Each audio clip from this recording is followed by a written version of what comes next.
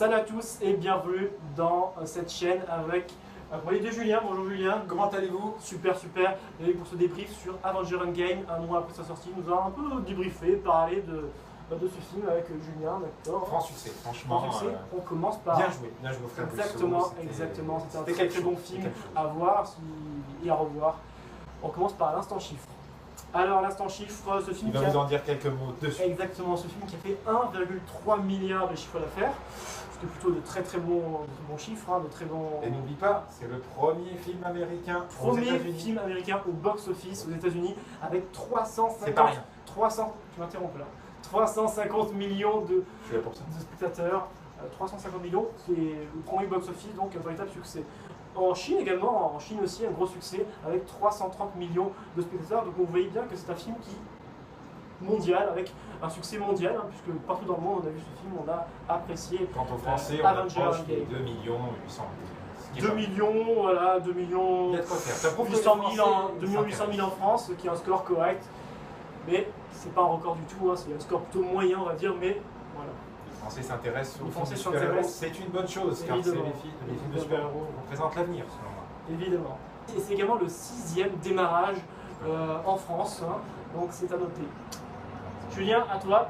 Maintenant, nous allons aborder les actes narratifs de ce film. Alors, on pourrait dire qu'il y a d'abord un premier acte qui est plutôt centré sur voilà, l'introduction, là, ce qu'on peut nous dire dessus, oui, ce début de film. Ce film s'intéresse beaucoup au monde post-apocalyptique, après le claquement de doigts de notre cher ami Thanos, le petit envers complètement violé. Évidemment. Et c'est quelque chose, c'est ça. Parce que gérer le post-apocalyptique, c'est très difficile et ça a été plutôt. Surtout que là, ça prend du temps. Ça a été très bien réussi, on peut le voir. Oui, ça pourrait être bien réussi. Très belles images, un très bon son, très bon jeu d'acteur également sur cette première partie de film, on peut le dire. Ouais, je pense que les acteurs, ils étaient au bout de leur tournage, ça se voit. Ouais. On a vu sur les affiches, même sur les posts Instagram et tout, on voit que les acteurs sont là. Et ils en veulent, c'est ça. Le film a laissé parler de lui, hein, donc très bonne chose. Ce film parle de lui-même. Acte 2. Acte 2 sur le voyage dans le temps, évidemment, la notion de voyage dans le temps qui a été présente dans le film, avec une voyage dans le temps un peu différente, puisqu'il y a bâclé le voyage dans le temps, là, sur ce coup-ci. Je sais pas si c'est ton avis, mais. Ouais, moi, je trouve que ça a été plutôt pas bien, assez bien fait quand même, j'ai bien apprécié. Faut quand même pas oublier qu'ils envoient se faire voir, si on peut dire, notre cher ami Steven Spielberg. Et oui. Bon, ça, moyen quoi. Mais bon, après il y a d'autres choses qui passent. Moi je trouve que ça a plutôt été bien géré, voilà, on se sent bien dedans, le retour dans le passé. Ouais, mais il manquait quelque chose, je trouve. C'est pas comme dans Retour vers le futur où c'est clair. Évidemment, mais le but du film, c'est pas non plus. Je suis pas d'accord avec l'idée que quand tu retournes dans le passé, ça n'impacte pas le présent actuel. Oui, parce que c'est, contrairement à Retour vers le futur, on est dans une autre dimension, entre guillemets, ce qui impacte dans le passé n'a pas vraiment un impact différent sur le présent. Mention spéciale à le personnage de Hulk, là, le monstre vert. C'est lui qui fait le claquement, qui ramène tout le monde. Et je trouve que il est un peu. Il aurait pu le mettre plus en avant dans le film. Ouais, c'est pas rien. Voilà, il y a quelques bonnes scènes. De très bonnes scènes, la musique est très bonne. La musique, le thème final est très marquant. On va y arriver à l'acte 3, mais l'acte 2. On va y venir, voilà, on sent bien dedans. Dans la partie 2, c'est vraiment aller chercher les pierres. Voilà, les pierres. On sent dans l'histoire, on sent dedans, on prend plaisir à regarder. Le film dure 3 heures, mais on a trouvé, parce que moi j'ai trouvé que ça passe assez vite. Ça passe très vite. Ça passe très vite. On ne s'ennuie jamais en fait. Exactement. C'est un montage rapide, court, précis. C'est ce qu'on veut, Alan Silvestri, comme l'a dit mon camarade, a fait une merveille avec la musique. Voilà, donc c'est pas trop mal. La scène finale, avec cette bataille finale, qui j'ai trouvé un peu courte, un peu bâclée, mais je sais pas, un peu rapide, j'ai trouvé personnellement. Ouais, c'est vrai, on pouvait s'attendre à plus. Dans un sens où, en fait, c'est vraiment. Il y a eu 21 films avant, ils ont fait une scène par groupe de héros, si je puis dire. Donc d'un côté, tu as les Galaxy, de l'autre côté, tu vas avoir Thor qui se bat encore. Parce qu'avant, il y a eu un V3, Thanos et les deux autres. Et les trois autres, comment ils s'appellent déjà? Thor, Captain et America. Et le dernier, Iron Man. Spoiler, Iron Man meurt. Sur la fin de contrat, on va pas se mentir.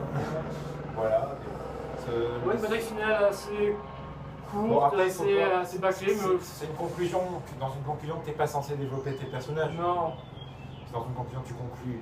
Avec l'apparition de Spider-Man aussi. Insupportable. Je pas du tout. Insupportable. Il a très bien résumé la situation.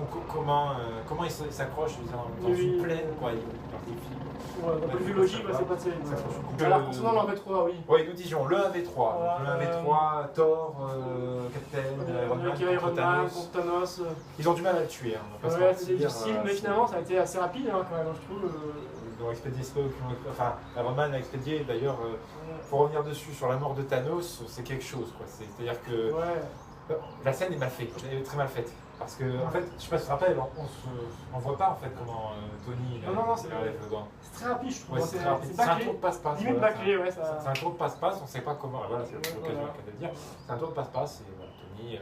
J'ai du mal, moi, à savoir comment il a réussi à prendre les pierres. Bon, après. Un peu bâclé, je trouve, un peu rapide, mais bon. C'est quand même beau à voir, je trouve, mais c'est un peu rapide, un peu bâclé. Évidemment que c'est beau à voir.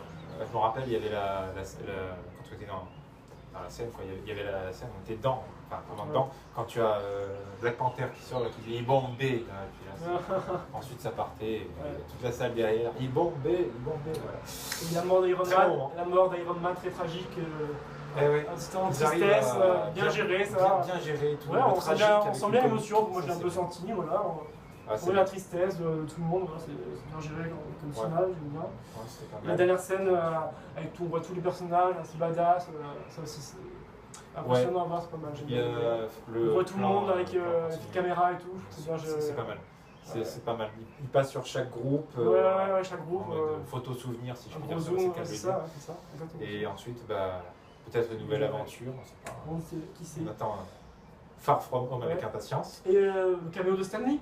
Caméo. On n'a pas parlé. Ouais, donc quand il est dans le passé en voiture, il dit voilà, faites l'amour pas la guerre. Un petit caméo sympa. Dans les années 70, exactement. Tout à l'heure, je disais que dans la conclusion, on ne développait pas le personnage. Pourtant, là, il continue de développer le personnage de Tony Stark en lui montrant son père. D'ailleurs, il y a même Captain qui se bat face à lui-même. Un petit caméo sympa, sympa. Ça, c'est pour ça fait plaisir. Spielberg. Voilà, ça fait plaisir. On va pas se mentir, c'est un bon moment. Le film est sorti il y a un mois. Il y a un mois, donc. La vidéo maintenant, parce que le temps s'organise, tout ça. Vous savez. Le temps que. Maintenant, la vie est à froid, on peut dire qu'on a un avis plus objectif. Oui, plus d'avis à froid, parce qu'on l'a vu il y a plus d'un mois, je dirais. Moi, je l'ai vu il y a plus d'un mois. Je l'ai vu Day One, le jour de sa sortie. J'ai vu. Moi, je suis pas venu. Moi, je l'ai vu après, mais. Ouais. Mais bon, ça reste deux avis à froid intéressants. À froid, mais globalement, on a bien aimé. Moi, je mets 14 sur 20, on va dire. Un bon film, malgré la fin, légèrement. C'est dur. 16 sur 20, c'est 16 sur 20. 15 années. On coupe le pas en deux. Les enchères 16,5, ça se vaut. 16,5, allez. Non, il est bien, oui, globalement, c'est une conclusion, quoi. Donc il ne faut pas s'attendre à ce que le personnage soit ultra développé. J'ai bien aimé. C'est la fin. C'est la fin. Oui, on passe un bon moment, j'ai bien aimé la fin. Ouais. Bon. Avec Captain America aussi, le retour en mode vieux, là, c'était bizarre. Ah oui, on n'a pas parlé du tout de ça. Le Captain qui revient. Il revient et il est vieux, parce que le temps est passé en fait. Ça fait bizarre. Parce qu'il est resté dans le passé, du coup. Il reste dans le passé. Il reste avec Peggy Carter. Pour peu qu'ils aient eu un enfant ensemble, je vous laisse imaginer le bordel dans la trame, de toute façon. Le problème de cohérence, comme étant donné que c'est deux univers, un mode parallèle, il n'est pas censé être vieux, puisque. Oui, c'est ça, c'est exactement. Moi je pensais ça, il n'est pas censé être vieux. Après, le multivers nous le dira peut-être dans Far From Home, je ne sais pas. Qui sait. Parce que bon, voilà, c'est Far From Home qui annoncera la prochaine phase du Marvel Cinematic Universe, en scène post-générique probablement. Nous attendons avec impatience. Ah oui, on verra ça. Peut-être le voir au cinéma. Voilà. Critique Day One peut-être. On ne sait jamais, n'hésitez pas à vous abonner. Je pensais que tu n'aimais pas dire ça, dis donc. Non, j'aime pas, mais bon. Ouais, ça fait toujours plaisir, on va pas te mentir. Petit abonné, petite cloche. Abonnez-vous. Et commentez, et à très bientôt pour une nouvelle aventure. Exactement. Salut.